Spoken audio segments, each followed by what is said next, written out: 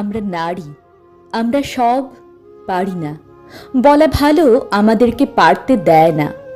আমরা রাস্তায় ঘাটে নির্ভয়ে নিঃসংকোচে যাতায়াত করতে পারি না। কে বলেছে আমরা নারী, আমরা সব পারি? আমরা প্রয়োজনেও রাস্তায় একা হেঁটে যেতে পারি না। ওই নরপিশাচের দল আমাদেরকে পারতে দেয় না।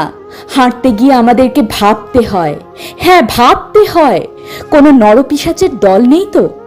আমরা নারী, আমরা সব পারি না। অপরাধী না হয়েও আমরা মাথা উঁচু করে বাঁচতে পারি না, চিৎকার করে প্রতিবাদ করতে পারি না। আমাদের স্বাধীনতায় বারবার আঘাত হানছে, আমরা পাল্টা প্রতিঘাত হানতে পারি না। ৭৭টা বছর পেরিয়ে গেছে, স্বাধীনতার জয়গান যখন দিকে দিকে ধ্বনিত হয়, তখন প্রশ্ন ওঠে নারীরা কি সত্যিই স্বাধীন, নাকি স্বাধীনতার অহংকার গায়ে মেখে তারা নরপিশাচ দলের কাছে আজও পরাধীন।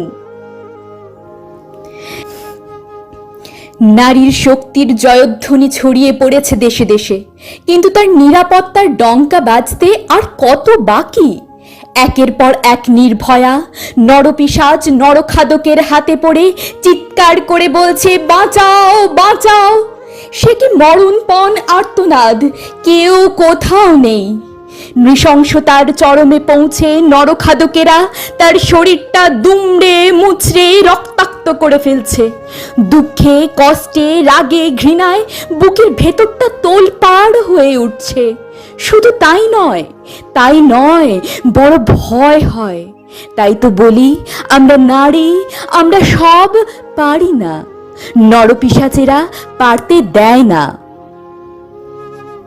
জাগো জাগো, সবাই জেগে ওঠো, সময় পেরিয়ে যায়নি এখনো।